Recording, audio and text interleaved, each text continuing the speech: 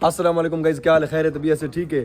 ਤਾਂ ਗਾਇਜ਼ ਜਿਹੜਾ ਸਾਰਾ ਅੱਜ ਦਾ ਵਲੌਗ ਜਾਂ ਵੀਡੀਓ ਹੈ ਨਾ ਉਹ ਅਸਾਂ ਬਣਾਉਂਦੇ ਪਏ ਸੀ ਇੱਕ ਸ਼ੂਟਿੰਗ ਆਈ ਸਕੂਲ ਦੇ ਵਿੱਚ। ਤਾਂ ਫਿਲਹਾਲ ਸਾਰੀ ਟੀਮ ਪਹੁੰਚੀ ਖੜੀ ਆਈ ਤਾਂ ਮਲਿਕ ਭਾਈ ਹੋਰਾਂ ਬੈਠਣ ਮੈਂ ਤੁਹਾਨੂੰ ਦਿਖਾਣਾ ਇਹ ਸਾਹਮਣੇ ਦੇਖਦੇ ਪਏ ਭਾਈ ਸਾਰੀ 1 to all ਟੀਮ ਆਈ ਖੜੀ ਇਹ ਹਸਨ ਭਾਈ ਖੜੇ ਤੇ ਮਲਿਕ ਸਾਹਿਬ कैमरा देते आगे जनाब। क्या हाल है? खैरियत है? ठीक हो? दिखाया इंशाल्लाह वीडियो बड़ी जबरदस्त वीडियो आने वाली है। दिखाए इंशाल्लाह। किताब रखो तो ए स्कूल बाला ਦੀ ਸੈਟਿੰਗ थी पे फिलहाल ਤੇ ਸਾਰਾ ਦੀ ਸੈਟਿੰਗ ਹੋ ਗਈ इंशाल्लाह वीडियो ਦੀ। तो मैं कि भाई छोटा जी चलो एक क्लिप बड़ा गिनू तो इसको भी इंशाल्लाह लाजमी शेयर लाइक करना है गाइस।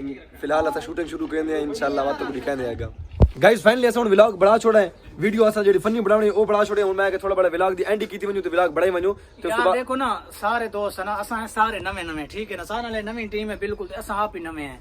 शौक लगा हुआ था चलो यार थोड़ा सा सपोर्ट कीती रह करो मजा आ वैसे इंशाल्लाह सीख वैसे असा वीडियो को थोड़ी बहुत कुताई होंदी ओ दसी करो कमेंट्स कीता करो भी ऐसा करो यार तुम्हारे भी ना ये मसला आई तो इंशाल्लाह नेक्स्ट वीडियो दी जैसा होंदे उते ना मतलब अच्छा काम करे सो कोशिश करे सो इंशाल्लाह अच्छा कराने दी इंशाल्लाह ठीक है गाइस मिलते हैं अगली वीडियो च। ओके अल्लाह हाफिज।